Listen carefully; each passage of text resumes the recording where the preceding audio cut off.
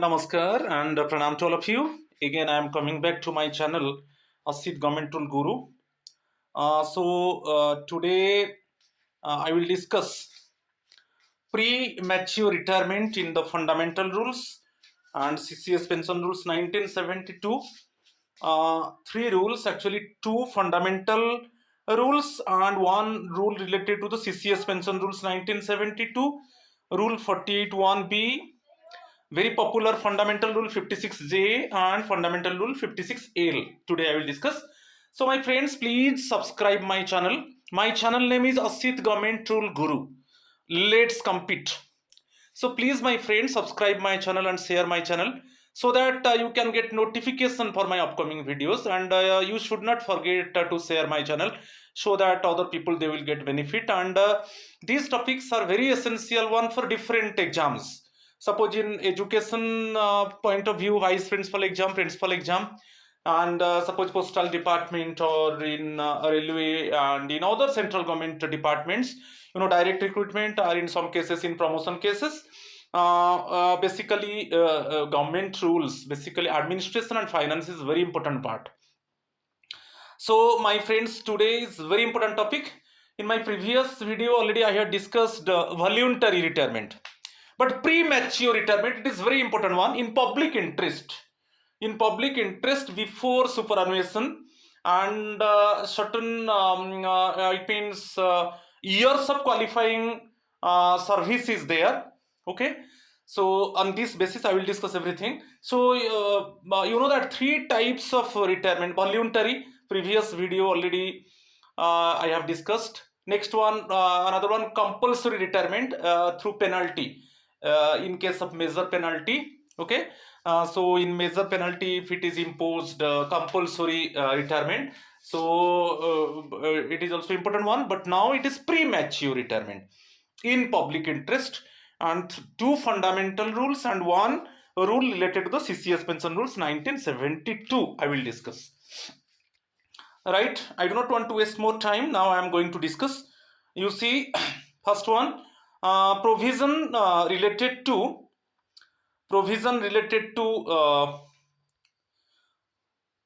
premature retirement in the fundamental rules and CCS pension rules 1972.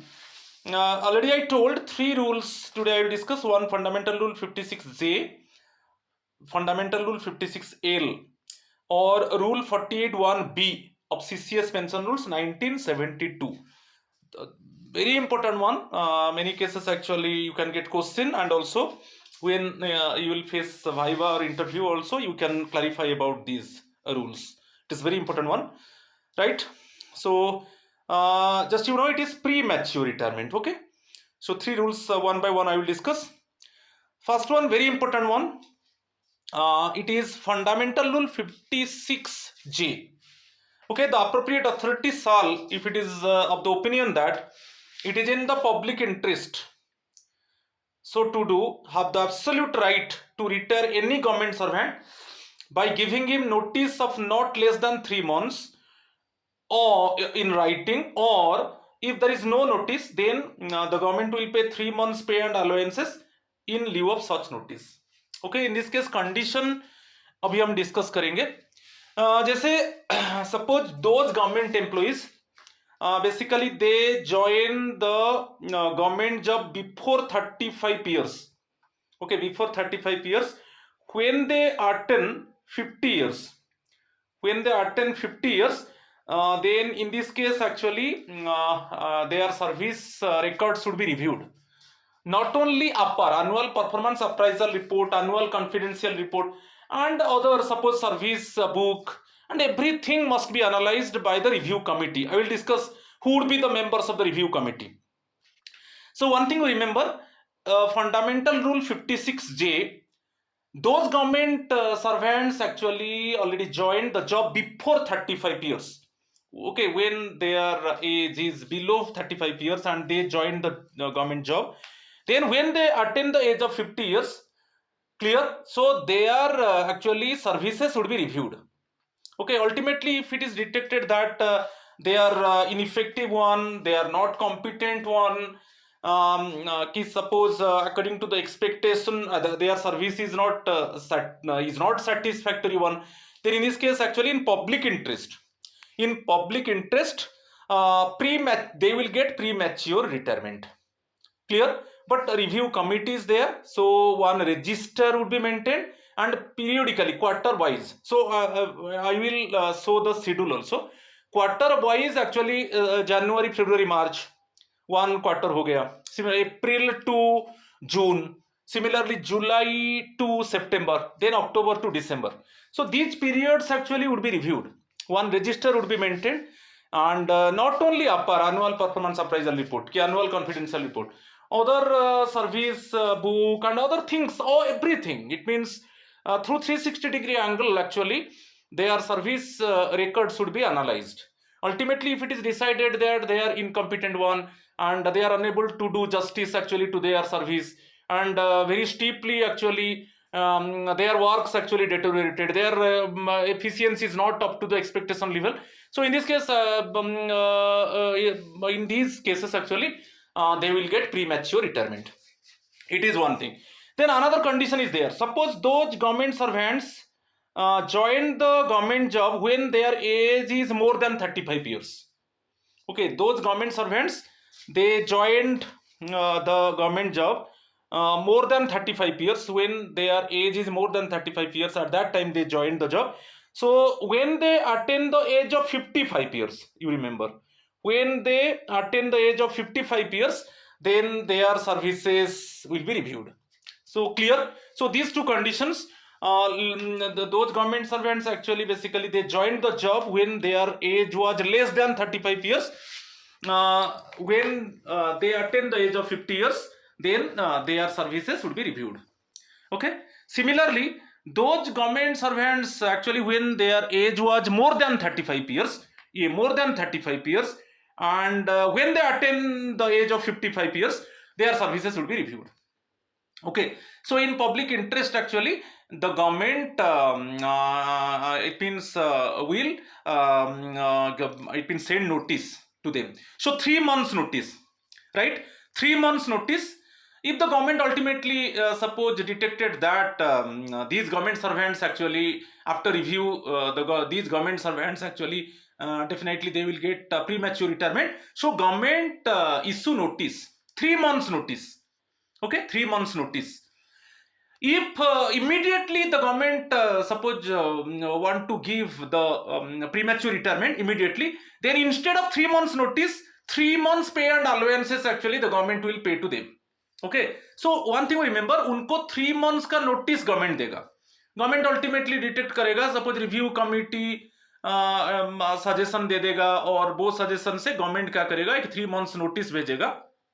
आप जो department में काम कर रहे हो वो 3 months का नोटिस भेजेगा आपको प्री मैच्योर रिटायरमेंट देने के लिए. यदि 3 months नोटिस नहीं भेजेगा, वो चाहता है कि इमीडिएटली आपको जॉब से रिटायरमेंट दे देना है, तो ये जो प्री मैच्योर रिटायरमेंट इमीडिएटली दे देगा, तो इस केस में क्या होगा, वो 3 months नोटिस के बदले वो 3 months पे एंड अलाउंसेस पे कर देगा कंसर्न एम्प्लॉय को, और इमीडिएटली हस्टेनली और एक्सपीडियंटली वो आपको जॉब से रिटायरमेंट दे देगा.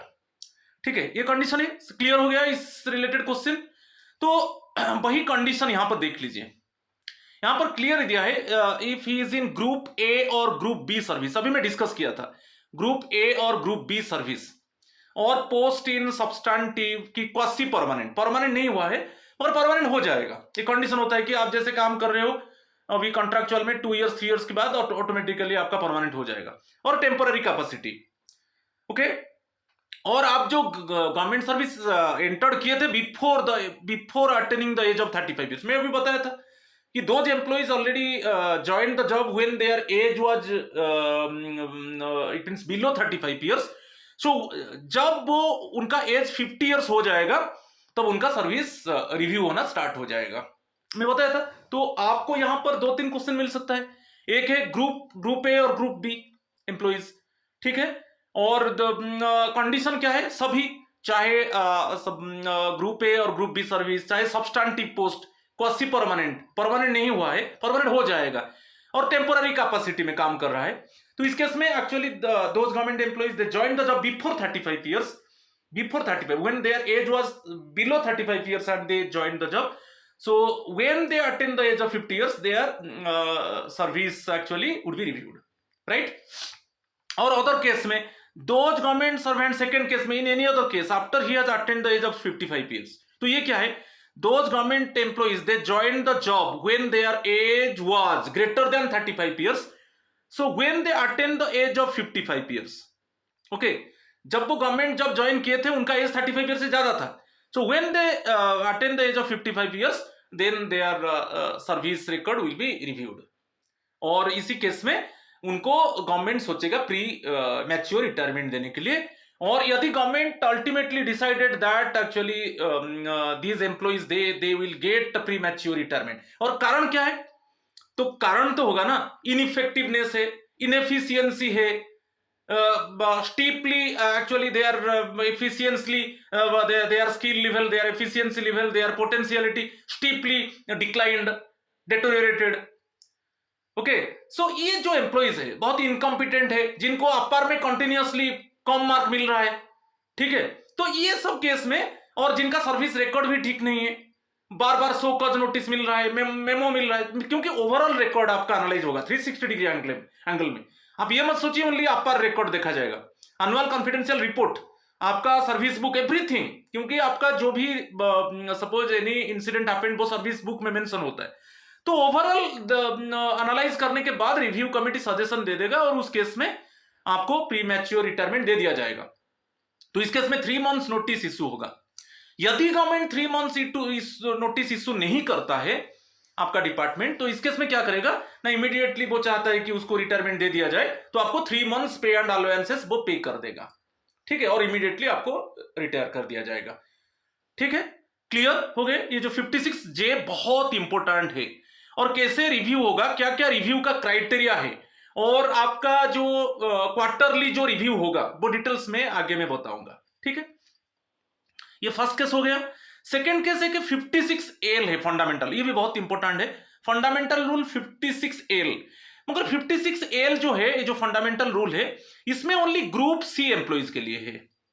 जो group C employees completed already 30 years service, completed 30 years service का क्वालिफाइंग सर्विस 30 years हो चुका है, और ये कोई भी पेंशन रूल में कवर नहीं होते हैं। तो 3 चीज याद रखना है, ग्रुप सी एम्प्लॉय, और उनका जो क्वालिफाइंग सर्विस है ऑलरेडी कंप्लीटेड 30 years, ओके, वो बहुत इंपॉर्टेंट है, कंप्लीटेड 30 years सर्विस, राइट। और ये कोई पेंशन रूल में कवर नहीं है। Actually these group C employees they are not covered under any pension rule. तो इस केस में उनको भी प्री मैच्योर रिटायरमेंट दे दिया जाएगा। वही रूल है, 3 months notice, okay, 3 months notice भेजा जाएगा, और 3 months नोटिस नहीं दिया जाएगा तो उसके बदले में क्या होगा ना, 3 months पे एंड अलाउंसेस आपको पे कर दिया जाएगा, और इमीडिएटली आपको रिटायर कर दिया जाएगा, ठीक है। तो ये ग्रुप सी के लिए तो 3 कंडीशंस बहुत इंपॉर्टेंट है फंडामेंटल रूल 56L। ये ओनली ग्रुप सी, राइट, और completed 30 years service, completed 30 years qualifying service, ठीक है, सेकंड कंडीशन। थर्ड कंडीशन, ये कोई भी पेंशन रूल में कवर नहीं है, ठीक है। तो ये 3 कंडीशन, ग्रुप सी एम्प्लॉय है, already completed 30 years service, and third condition है कि वो they are not covered under any pension rule. तो इस केस में क्या होगा ना, सपोज उनका रिव्यू किया जाएगा उनका सर्विस को, और उनको प्री मैच्योर रिटायरमेंट दे दिया जाएगा, और इसके लिए 3 months notice, either 3 months notice और 3 months pay and allowances, okay, pay by the department to you, pay by the government to you, और इमीडिएटली रिटायर टू यू, ठीक है।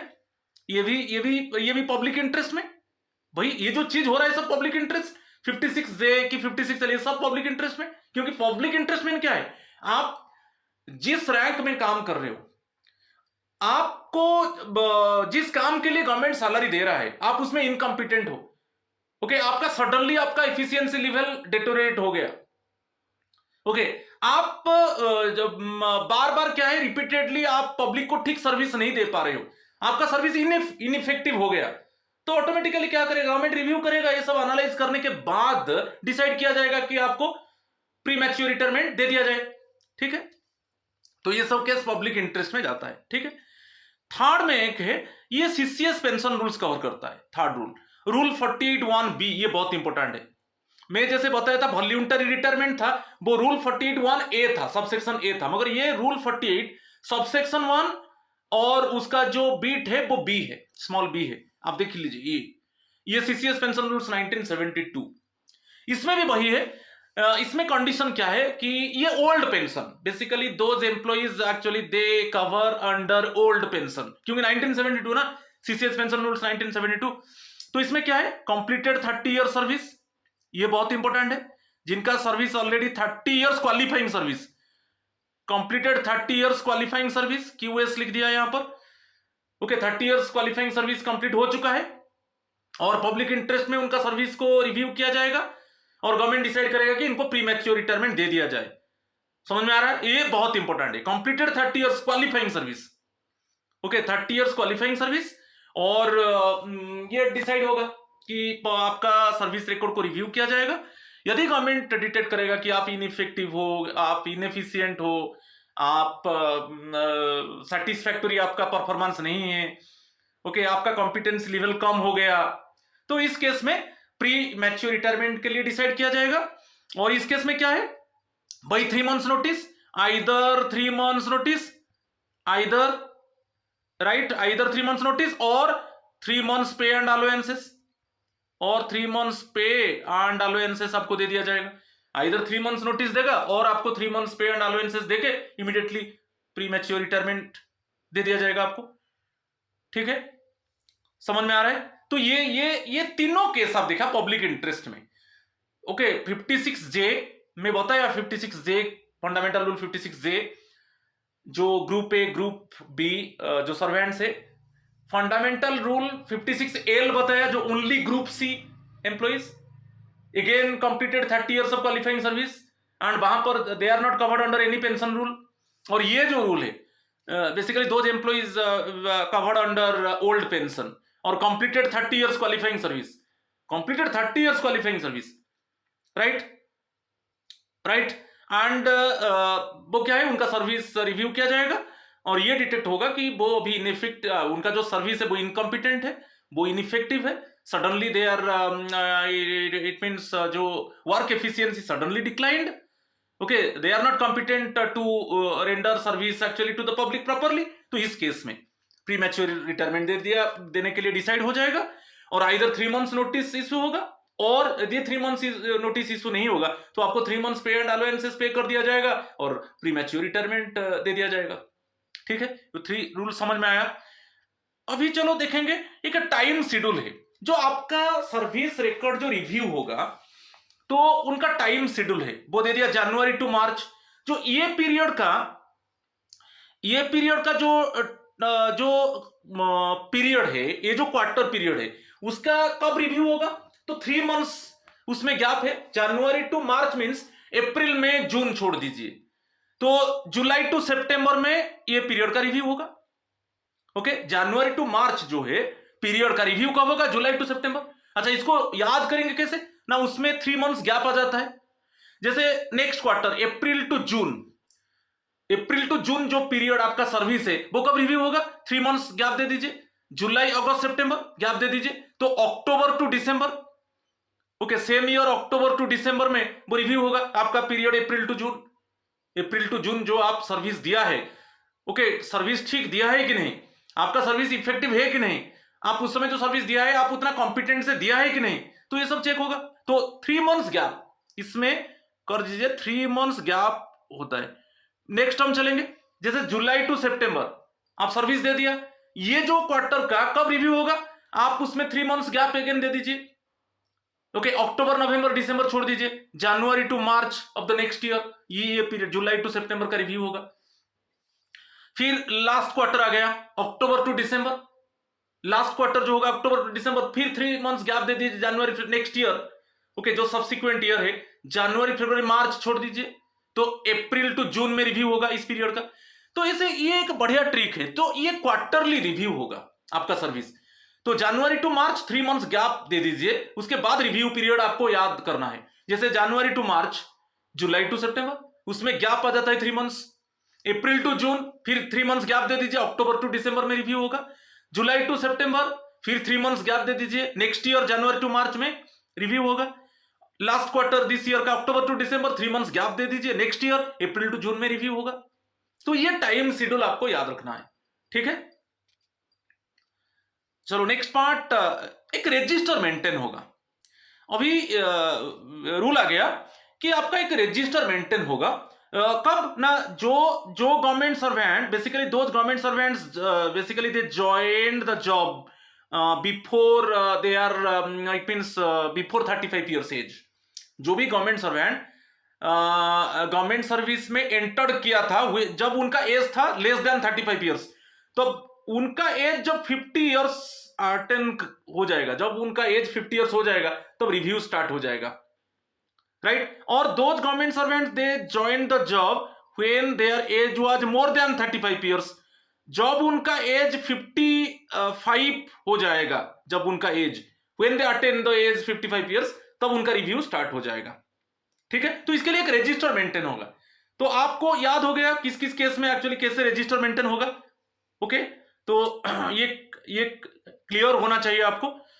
तो द रजिस्टर यहां पर दे दिया, the register should be scrutinized at the beginning of every quarter by senior officer in the ministry, department और cadre. आप जो मिनिस्ट्री में काम कर रहे हो, कि जो डिपार्टमेंट में काम कर रहे हो, कि जो कैडर में काम कर रहे हो, आपका जो रजिस्टर है वो स्क्रूटिनाइज होगा, okay. At the beginning of every quarter, beginning of every quarter वो स्क्रूटिनाइज होगा, ओके।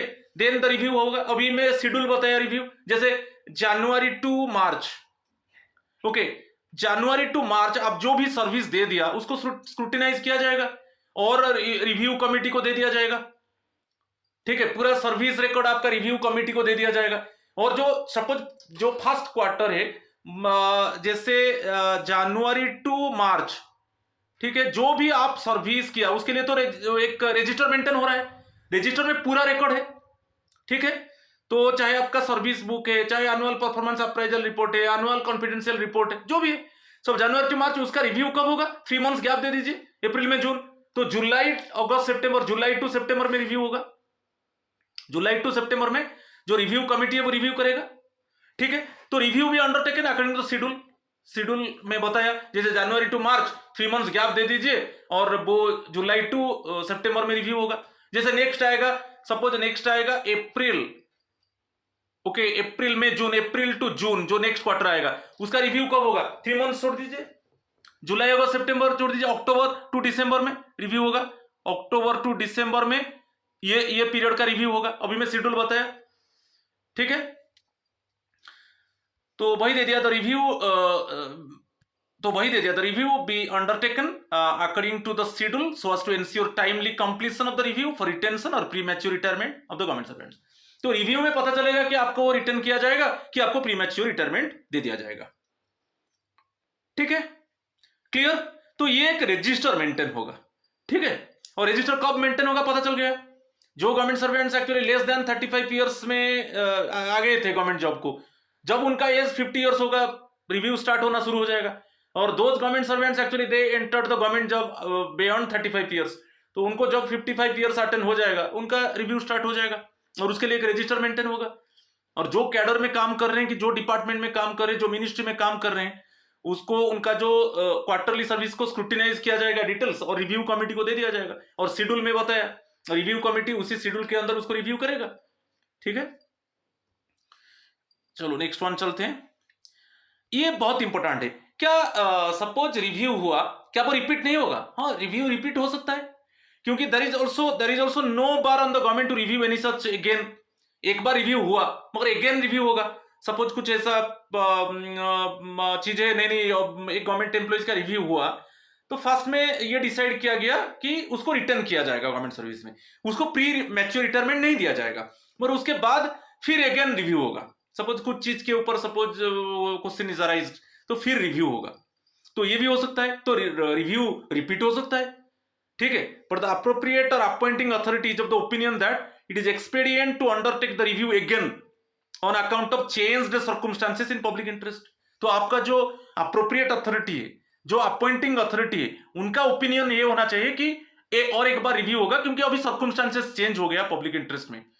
ओके, अभी सर्कमस्टांसेस चेंज हो गया तो इमीडिएटली एक्सपीडियंटली अभी फिर अगेन रिव्यू किया जाएगा। एक बार तो रिव्यू हुआ था, मगर अभी अप्रोप्रिएट अथॉरिटी और जो अपॉइंटिंग अथॉरिटी वो उनका ओपिनियन है, अभी जो सर्कमस्टांसेस है चेंज हो गया तो और माइट मींस जो जो सर्कमस्टेंसेस था अभी पब्लिक इंटरेस्ट में और एक बार रिव्यू होगा, तो रिव्यू रिपीट हो सकता है, कोई प्रॉब्लम नहीं है, ठीक है।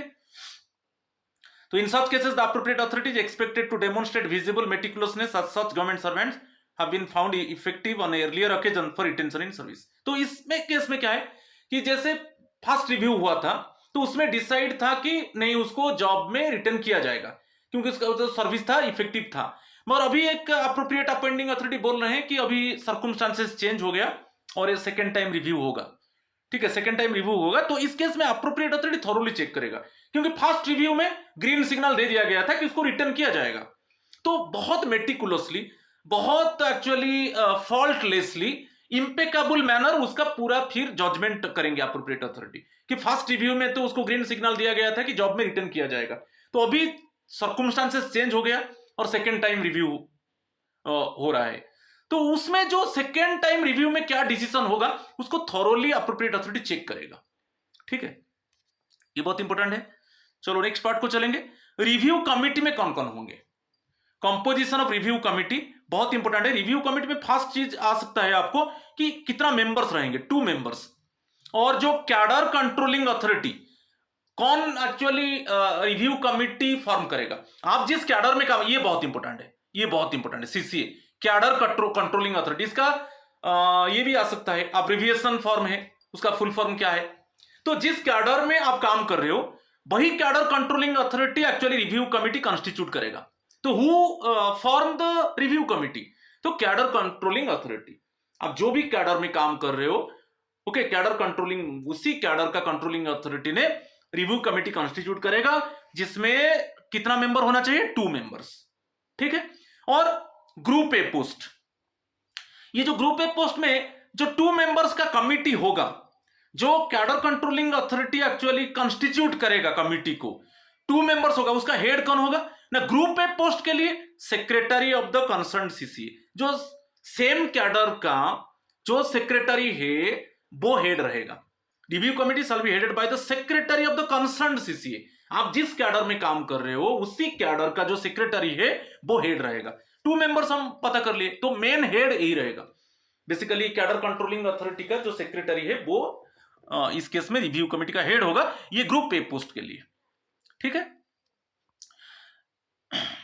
और जहां पर सब बोर्ड है, जैसे सीबीडीटी है, central board of direct taxes, कि रेलवे बोर्ड है, कि पोस्टल बोर्ड है, उनका बोर्ड है, टेलीकॉम कमीशन, इनका बोर्ड है, तो ये बोर्ड केस में क्या होगा ना, जो रिव्यू कमिटी कॉन्स्टिट्यूट होगा उसका हेड होगा चेयरमैन ऑफ सच बोर्ड। ये ग्रुप ए सर्विस में, यही ग्रुप ए सर्विस है, मगर सब board, central board of direct taxes की, रेलवे बोर्ड की, पोस्टल बोर्ड की, टेलीकॉम कमीशन, ये सब क्या है, बोर्ड है। तो इसी फिर ये जो ग्रुप ए ऑफिसर से उनको रिव्यू करने के लिए जो 2 मेंबर्स कमिटी होगा, ओके, जो स्पेसिफिक कैडर कंट्रोलिंग अथॉरिटी है, जो जिस स्पेसिफिक कैडर का तो 2 मेंबर्स रहेंगे, उसका हेड कौन रहेगा, basically chairman of such board, और ये ग्रुप ए सर्विस के लिए, ठीक है। अभी चलेंगे ग्रुप बी। ग्रुप बी देखिए, इनके सब ग्रुप बी गेजेटेड ऑफिसर्स, अच्छा, ये जो रिव्यू कमिटी रहेगा 2 मेंबर्स, तो हेड कौन रहेगा, एडिशनल सेक्रेटरी और joint secretary level officer shall head the review committee, group B officers के लिए, ग्रुप बी गेजेटेड ऑफिसर्स, ठीक है। जो एडिशनल सेक्रेटरी है और जॉइंट सेक्रेटरी है, उसी तरीके का ऑफिसर को रिव्यू कमिटी का हेड किया जाएगा। और अभी नॉन गेजेटेड एम्प्लॉइज का बात आ जाएगा, ठीक है। नॉन गेजेटेड एम्प्लॉइज आप देख लीजिए, in case of non gazetted employees, तो an officer in the level of joint secretary, जो ऑफिसर जॉइंट सेक्रेटरी लेवल में है वो कमिटी का हेड होगा। रिव्यू कमिटी में वही 2 मेंबर्स, मगर ये जो नॉन गेजेटेड एम्प्लॉइज के लिए जो रिव्यू कमिटी का हेड होगा वो जॉइंट सेक्रेटरी लेवल का ऑफिसर होगा। यदि जो अपॉइंटिंग अथॉरिटी है, जो एम्प्लॉइज है, उसका appointing authority actually joint secretary rank जो है उनसे कम है, in case appointing authority is lower in rank than a joint secretary, जो जॉइंट सेक्रेटरी का जो रैंक है अपॉइंटिंग अथॉरिटी का रैंक कम में है, ओके, अपॉइंटिंग अथॉरिटी का रैंक जो है बिलो द जॉइंट, बेसिकली हम normally non gazetted employees case में जॉइंट सेक्रेटरी लेवल, मगर हम वहां पर क्या देखेंगे, अपॉइंटिंग अथॉरिटी।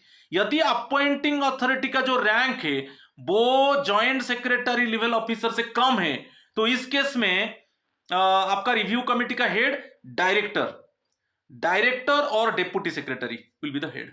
तो ये कंडीशन है, आपको याद रखना है। जो basically joint secretary non gazetted officers के लिए रिव्यू कमेटी का हेड होते हैं, मगर यदि जो कंसर्न एम्प्लॉय को रिव्यू किया जाएगा उसका जो अपॉइंटिंग अथॉरिटी है, अपॉइंटिंग अथॉरिटी का जो रैंक रहेगा वो below joint secretary level officer से है। Appointing the rank of the appointing authority is below the rank of joint secretary level officer. तो इस केस में रिव्यू कमेटी का head director level of director और डेप्यूटी सेक्रेटरी लेवल ऑफिसर को review committee का head कर दिया जाएगा। और जो और मजा बात है, जो नॉन गेजेटेड एम्प्लॉइज है अदर देन सेंट्रलाइज्ड कैडर्स, जो सेंट्रलाइज्ड कैडर्स के लिए तो हम बता दिए जो फर्स्ट लेवल में, यदि सेंट्रलाइज्ड कैडर्स में नहीं आता है नॉन जो गेजेटेड एम्प्लॉइज, इस केस में क्या है, जो हेड ऑफ द डिपार्टमेंट है, जो हेड ऑफ द ऑर्गेनाइजेशन है, वो रिव्यू कमेटी का हेड रहेंगे। ठीक है, तो बेसिकली सेंट्रलाइज्ड कैडर में joint secretary level officer non gazetted employees के लिए हेड होते हैं रिव्यू कमेटी का। यदि कंसर्न एम्प्लॉय जिसको रिव्यू किया जाएगा, जिसका सर्विस को, यदि उसका जो अपॉइंटिंग अथॉरिटी, उन अपॉइंटिंग अथॉरिटी का rank below the rank of actually joint secretary level officer, so वो केस में actually level of director rank और deputy secretary level officer would be the head. मगर यदि आप जो नॉन गेजेटेड एम्प्लॉइज आता है वो सेंट्रलाइज्ड कैडर से नहीं आता है, अदर देन सेंट्रलाइज्ड कैडर, तो इस केस में जो डिपार्टमेंट का हेड है, जो ऑर्गेनाइजेशन का हेड है, वो रिव्यू कमेटी का हेड रहेगा। ठीक है, ये भी बहुत इंपॉर्टेंट है। चलो, रिप्रेजेंटेशन क्या है। सपोज आपको नोटिस मिल गया, आपको याद रखना है, जब जिस दिन आपको नोटिस मिल गया कि आपको रिटायर दे दिया जाएगा बिफोर सुपरएनुएशन, तो जिस डेट में आपको नोटिस मिलेगा उसका 3 वीक्स के अंदर आप रिप्रेजेंटेशन दे सकते हो। तो ये जो 3 वीक्स कैसे कैलकुलेट होगा, सपोज आपको नोटिस आज मिला कि आपको प्री मैच्योर रिटायरमेंट दे दिया जाएगा, आज नोटिस मिला, तो आज मीन्स 3 वीक्स कल से स्टार्ट होगा। आज आपको नोटिस मिला मीन्स 3 वीक्स कल से स्टार्ट हो जाएगा, उसके अंदर आपको रिप्रेजेंटेशन देना है कि फिर मेरा रिव्यू किया जाए, कि मुझे सर्विस में रिटर्न करने के लिए फिर रिव्यू किया जाए, आप एक रिप्रेजेंटेशन आपको देना है। ठीक है, तो आगे में जिसको अपील बोलते हैं, तो अभी हम आगे में देखेंगे ये जो रिप्रेजेंटेशन कमिटी में मेंबर्स, तो बेसिकली फर्स्ट याद रखिए 3 मेंबर्स रिप्रेजेंटेशन कमिटी। जैसे आपको नोटिस मिल गया कि आपको प्री मैच्योर रिटायरमेंट का नोटिस मिल गया, तब आप अपील कर दिए, अपील मीन्स रिप्रेजेंटेशन दे दिए, वो रिप्रेजेंटेशन को कौन एनालाइज करेगा, एक रिप्रेजेंटेशन कमिटी है। जैसे एक रिव्यू कमिटी था वैसा एक रिप्रेजेंटेशन कमिटी है। उसका मेंबर कौन है, secretary to the government of India to be nominated by the cabinet secretary. तो एक गवर्नमेंट ऑफ इंडिया का एक सेक्रेटरी लेवल ऑफिसर जिसको नॉमिनेट कौन करेंगे, cabinet secretary. Then additional secretary और joint secretary in the cabinet secretariat, जो cabinet secretariat में जो एडिशनल सेक्रेटरी है कि जॉइंट सेक्रेटरी है वो रहेंगे। और एक जो कैडर कंट्रोलिंग अथॉरिटी है उसका एक 1 member nominate by the CCA, cadre controlling authority. So 3 members, एक है सेक्रेटरी आप nominated by the cabinet secretary, second है एडिशनल सेक्रेटरी और joint secretary in the cabinet secretariat. ठीक है, और जो कैडर कंट्रोलिंग अथॉरिटी है वो एक्चुअली 1 मेंबर नॉमिनेट करेगा। तो ये 3 मेंबर्स एक रिप्रेजेंटेशन कमिटी होता है। तो जिनको प्री मैच्योर रिटायरमेंट का नोटिस मिला वो रिप्रेजेंटेशन देंगे और वो रिप्रेजेंटेशन को फिर ये एनालाइज करेंगे जो मेंबर्स। ये बहुत इंपॉर्टेंट है, यही है कंपोजिशन ऑफ रिप्रेजेंटेशन कमिटी। ठीक है, इसको भी याद रखना है आपको, वाइवा इंटरव्यू में पूछ सकते हैं और इसी रिलेटेड में क्वेश्चन आ रहा है, क्योंकि फंडामेंटल रूल 56J बहुत इंपॉर्टेंट है। चलो, कॉन्स्टिट्यूशन एक इंटरनल कमिटी भी है। इंटरनल कमिटी क्या है, वही पर्टिकुलर कैडर में एक इंटरनल कमिटी है। जैसे secretary of the cadre controlling authority is also empowered to constitute an internal committee. अच्छा, इंटरनल कमिटी को कौन फॉर्म करेगा, जो कैडर कंट्रोलिंग अथॉरिटी है उसका एक secretary level officer. Okay, secretary of the CCA, जो कैडर का एक सेक्रेटरी, वो एक इंटरनल कमिटी कॉन्स्टिट्यूट करेगा। ओके, और इंटरनल कमिटी पूरा रिपोर्ट कलेक्ट करेंगे, क्योंकि रिव्यू कमिटी है ना, ये जो इंटरनल कमिटी पूरा जो ऑफिसर्स रहेंगे इसमें, कंप्राइजिंग ऑफ सच ऑफिसर्स, जो कॉम्पिटेंट ऑफिसर्स है, वो पूरा डाटा कलेक्ट करेंगे, पूरा कंपाइल करेंगे, पूरा डाटा कलेक्ट करके रिव्यू कमेटी के पास वो दे देंगे, हैंड ओवर करेंगे। तो इसलिए एक इंटरनल कमेटी भी होगा। इंटरनल कमेटी को कौन कॉन्स्टिट्यूट करेगा? वही कैडर कंट्रोलिंग अथॉरिटी का secretary, secretary of the cadre controlling authority constitute an internal committee. And internal committee में जो मेंबर्स, जो ऑफिसर्स रहेंगे, they are very competent one, they are efficient one. So from 360-degree angle they collect all the informations, service book, annual performance appraisal report, annual confidential report, everything they collect it, compile it and hand over to the review committee. और review committee जो है schedule है, okay, कौन सा quarter कब review होगा मैं discuss कर चुका हूं। तो वही मैं बता दिया, जो सर्विस रिकॉर्ड, ये जो इंटरनल कमिटी मेंबर्स है वो पूरा सभी को कलेक्ट करेंगे। तो service record of the government servants being reviewed along with a summary bringing out all relevant information is submitted to the cadre authorities at least 3 months prior to the due date of review। ये भी बहुत important है। जो review होगा तो review के पहले 3 months prior, ये भी क्वेश्चन आएगा, 3 months prior to the due date of review. ये जो सर्विस जो रिव्यू होगा तो 3 months prior to the date of review, ये जो इंटरनल कमिटी ऑफिसर से, ओके, इंटरनल कमिटी का जो ऑफिसर से, वो पूरा डॉक्यूमेंट एक ब्रीफ इंफॉर्मेशन के साथ, समरी के साथ वो रिव्यू कमेटी को हैंड ओवर करेंगे। ठीक है, तो वो गवर्नमेंट सर्वेंट का सर्विस को, जो इंटरनल कमिटी ऑफिसर से, वो गवर्नमेंट सर्वेंट का सर्विस को रिव्यू करेंगे और एक समरी लिखेंगे और रिलेवेंट इंफॉर्मेशन कलेक्ट करेंगे और पूरा कलेक्ट करके 3 months prior to the date of review, जो रिव्यू होगा 3 months before, 3 months prior to the date of review, वो पूरा कंपाइल करके वो रिव्यू कमिटी को हैंड ओवर करेंगे। ठीक है, ये भी बहुत इंपॉर्टेंट था। और जो क्राइटेरिया है, क्या क्या क्राइटेरिया जो रिव्यू कमिटी है, जैसे जो कंसर्न एम्प्लॉइज का सर्विस रिकॉर्ड को रिव्यू किया जाएगा, क्या क्या ग्राउंड रहेगा? इंटीग्रिटी इज डाउटफुल, ये वेरी इंपॉर्टेंट है। सपोज आपका जो इंटीग्रिटी है वो डाउटफुल है, इस केस में प्री मैच्योर रिटायरमेंट दे दिया जाएगा।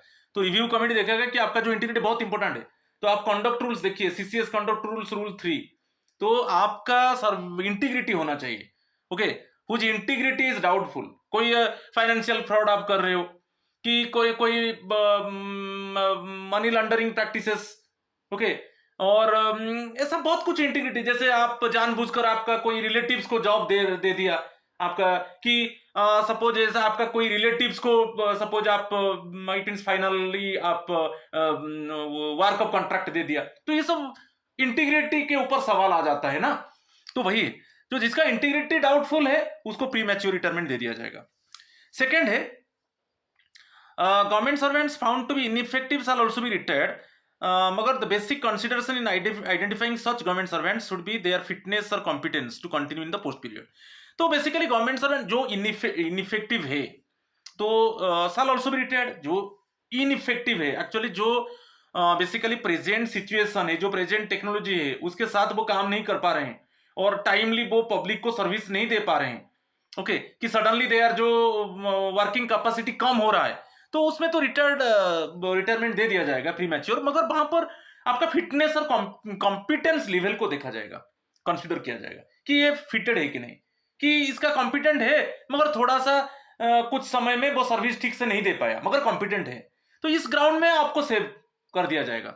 मगर इनइफेक्टिव तो है, रिटायर तो कर दिया जाएगा आपको, मगर वहां पर 2 कंडीशंस को चेक किया जाएगा। If you are fit one, mentally physically fit one, and also you are competent one, but somehow actually your competency level suddenly reduced in certain instances, but you are competent one, इस case में आपको return किया जाएगा। Thirds, जो 1 year के ये दे दिया, बहुत इंपॉर्टेंट है, no government servant should ordinarily be retired on ground of ineffectiveness if in any event he would be retiring on superannuation within a period of 1 year from the date of consideration of his case।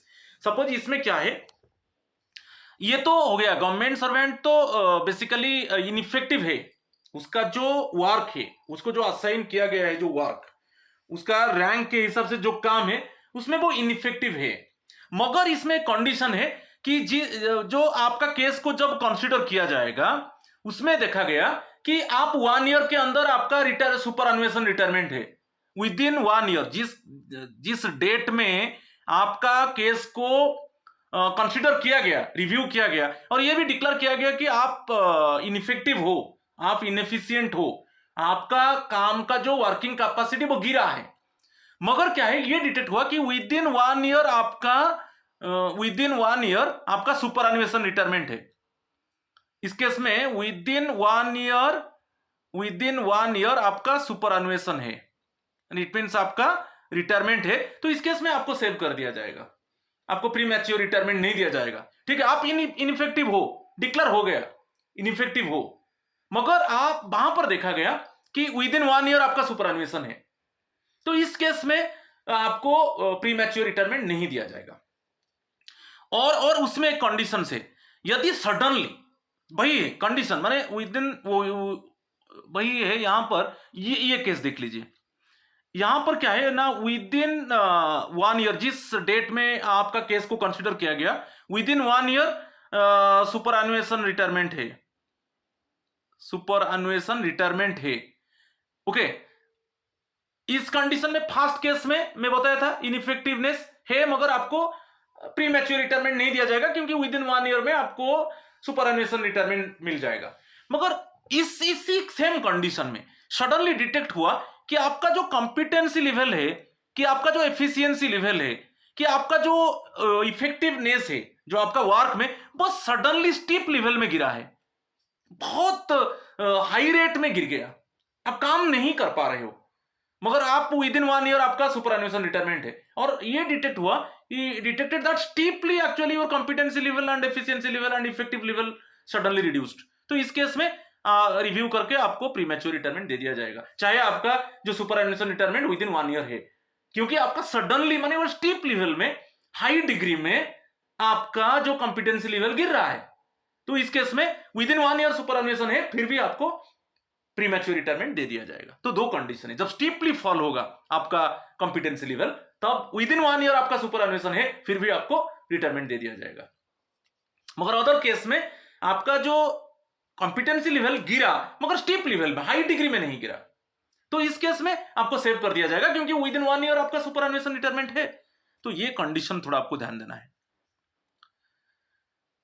Next और एक दे दिया, no government servant should ordinarily be retired on ground of ineffectiveness if his service during the preceding 5 years or where he has been promoted to a higher post during that 5 year period, his service in the highest post has been found satisfactory। तो इसमें क्या है, suppose आपका प्रेसीडिंग, ये दे दिया देखिए, प्रेसीडिंग 5 years और आपका प्रमोशन हुआ हायर पोस्ट में, और ये देखा गया कि 5 year सर्विस में जो हायर पोस्ट में आप चले गए और 5 years के अंदर देखा गया कि आपका सर्विस सेटिस्फैक्टरी है, तो इस केस में आपको प्रीमैच्योर रिटायरमेंट नहीं दिया जाएगा।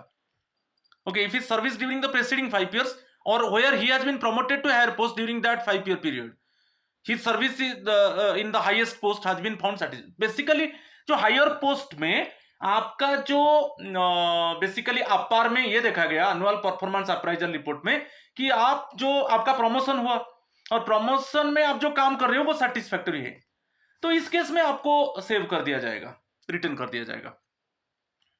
Okay, next one, in case of those government servants who have been promoted during the last 5 years, जो ड्यूरिंग द लास्ट 5 years में आपका प्रमोशन हुआ है हायर पोस्ट में, the previous entries in the annual confidential reports में be taken into account. आपका जो previous entries है एनुअल कॉन्फिडेंशियल रिपोर्ट्स को चेक किया जाएगा। यदि आपका जो प्रमोशन हुआ है वो बेसिकली सीनियरिटी लेवल में हुआ है, डायरेक्ट बेसिस में, मेरिट बेसिस, आपका कभी डायरेक्ट एग्जाम होता है, डायरेक्ट एग्जाम से प्रमोशन होता है, एक सीनियरिटी में प्रमोशन होता है। मगर इस केस में क्या होगा, आपका प्रमोशन हुआ मगर आप जो प्रमोशन हुआ सीनियरिटी से प्रमोशन हुआ, तो वहां पर आपका एनुअल जो प्रीवियस ईयर्स का एनुअल कॉन्फिडेंशियल रिकॉर्ड्स को एनालाइज किया जाएगा।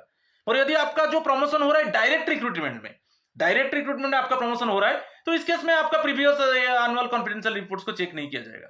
मगर यदि आप बेसिकली प्रमोशन होता है सीनियरिटी बेसिस में, तब आपका प्रीवियस एनुअल कॉन्फिडेंशियल रिपोर्ट्स को चेक किया जाएगा। ठीक है, नेक्स्ट है द एंटायर सर्विस रिकॉर्ड पूरा service record, entire service record को चेक किया जाएगा। क्या आपका सर्विस बुक है, क्या आपका जो वर्किंग प्रोडक्टिविटी है, क्या आपका अपर में क्या आपको ग्रेड मिला है एनुअल परफॉर्मेंस अप्राइजल रिपोर्ट में, ओके, कितना मेमो आपको मिला है, क्या आपको शो कॉज नोटिस मिला है, ठीक है। तो ये सभी माने गोटे 360 डिग्री एंगल में आपका एंटायर सर्विस रिकॉर्ड को चेक किया जाएगा, ठीक है। वही है पूरा मैंने सर्वे एंटायर, ओनली ऐसा नहीं कि ओनली अपर एनुअल परफॉर्मेंस अप्राइजल रिपोर्ट नहीं, पूरा एंटायर रिकॉर्ड आपका सर्विस रिकॉर्ड को चेक किया जाएगा, ठीक है। और यहां पर दे दिया similarly his work and performance could also be assessed by looking into files dealt with by him. आप कोई फाइल डील कर रहे हो कि आप कोई सपोज रिपोर्ट पब्लिश कर रहे हो, कोई पेपर पब्लिश कर रहे हो, वो पूरा चेक हो and submitted by him. It would be useful if the ministry or department or cadre puts together all the data available about the government service. पूरा डाटा आपका में एक इंटरनल कमिटी है, तो इंटरनल कमिटी पूरा data collect करेगा, पूरा data collect करके कंपाइल करके एक ब्रीफ रिपोर्ट के साथ वो रिव्यू कमिटी को सबमिट करेगा, ओके। तो ये बात है। तो एंटायर सर्विस रिकॉर्ड को चेक किया जाएगा, इसलिए तो कि इंटरनल कमिटी है, जो competent officers actually they are the members, जो कैडर कंट्रोलिंग अथॉरिटी का सेक्रेटरी है वो एक्चुअली इंटरनल कमिटी को कॉन्स्टिट्यूट करेगा और पूरा वो रिकॉर्ड को चेक करेंगे, सर्विस रिकॉर्ड को 360 डिग्री एंगल में। और 3 months prior to the date of review, जो जिस डेट में रिव्यू होगा, just 3 months prior to the date of review, वो रिव्यू कमिटी को entire report with brief report वो सबमिट करेंगे, ठीक है। तो ये सब क्राइटेरिया है, एक क्राइटेरिया को थोड़ा देख लीजिए। और अपील में अभी बताया था कि अपील के लिए जिस डेट में आपको नोटिस मिल रहा है, प्री मैच्योर रिटायरमेंट का नोटिस मिल रहा है, तो जिस डेट में आपको नोटिस मिल रहा है विद इन 3 weeks आपको रिप्रेजेंटेशन देना है। और एक रिप्रेजेंटेशन कमिटी है, जो रिप्रेजेंटेशन कमिटी में एक सेक्रेटरी, जो आपका जो कैबिनेट सेक्रेटरी है, वो सेक्रेटरी लेवल ऑफिसर को नॉमिनेट करेंगे। वही कैबिनेट सेक्रेटरिएट में जो जॉइंट इट मींस सेक्रेटरी है कि एडिशनल सेक्रेटरी है, वो भी रहेंगे मेंबर। और एक कैडर कंट्रोलिंग अथॉरिटी का एक नॉमिनेट मेंबर रहेगा, ठीक है। तो वो आपका जो आप रिप्रेजेंटेशन दिया उसको एनालाइज करेंगे। मगर ये जो पीरियड, इसके ऊपर क्वेश्चन आता है 3 weeks, जिस डेट में आपको नोटिस मिलेगा उसी डेट वेरी नेक्स्ट डेट से आप काउंट कर लो, ये जो 3 weeks उसमें आपको रिप्रेजेंटेशन देना है। और ये जो प्री मैच्योर रिटायरमेंट बेनिफिट्स है, एज यूजुअल आपको जो नॉर्मल पेंशनरी बेनिफिट्स है मिलेगा, जैसे एनपीएस है, एनपीएस आप जानते हो आपका वो बेसिकली क्या होगा कि 60% प्री मैच्योर रिटायरमेंट केस में आपका पेमेंट आपको बेसिकली 80% आपका पेमेंट कर दिया जाएगा और 20% एन्युइटी शेयर्स के ऊपर इन्वेस्ट होगा, और जो ओल्ड पेंशन है उसका उनका फिक्स होगा। तो नॉर्मल पेंशनरी बेनिफिट्स आपको मिलेगा। तो ये जो रूल्स था बेसिकली मैं बताया कि 50 फंड FR 56J ये बहुत इंपॉर्टेंट है। कैसे रिव्यू होगा, क्या रिव्यू शेड्यूल रहेगा, कैसे क्वार्टरली रिव्यू होगा, रिव्यू कमेटी का कौन कौन मेंबर होंगे, और आप नोटिस मिलने के बाद आप कोई रिप्रेजेंटेशन दोगे तो रिप्रेजेंटेशन कमिटी होगा। तो कैसे इंटरनल कमिटी पूरा ओवरऑल रिकॉर्ड्स को कंपाइल करके एक ब्रीफ रिपोर्ट के साथ रिव्यू कमिटी को पूरा डिटेल्स में बताया। FR 56J ये ग्रुप A-B सर्विस के लिए, और फंडामेंटल रूल 56L है। तो 56L में क्या बताया हमें, only group C servants who completed 30 years qualifying service, और वो कोई भी पेंशन रूल में कवर नहीं है। और एक बताया जो CCS pension rules 1972 rule 48 subsection 1 subsection B, इसमें क्लियरली है जो भी ये सब ओल्ड पेंशन में जो कवर है और जो 30 years क्वालिफाइंग सर्विस कंप्लीट किया है तो उनको रिव्यू करके उनको प्री मैच्योर रिटायरमेंट दिया जा सकता है। सो ये सब प्री मैच्योर रिटायरमेंट के ऊपर है। सो इतना ही है। So my friends, please subscribe my channel, share my channel, like my channel so that you can get notification for my upcoming videos. Also you join my telegram channel, ठीक है। तो ये बहुत इंपॉर्टेंट टॉपिक था, अच्छे से मैं discuss किया। तो इसमें क्वेश्चंस आ सकता है, मिल सकता है, कोई कॉमन एनी एग्जाम, ऐसा नहीं कि कोई एनी एग्जाम, क्योंकि बहुत इंपॉर्टेंट पार्ट है। Fundamental rule every administration part का एक बहुत इंपॉर्टेंट पार्ट है। सो ठीक है, आज इतना ही है। थैंक यू और नमस्कार टू ऑल ऑफ यू।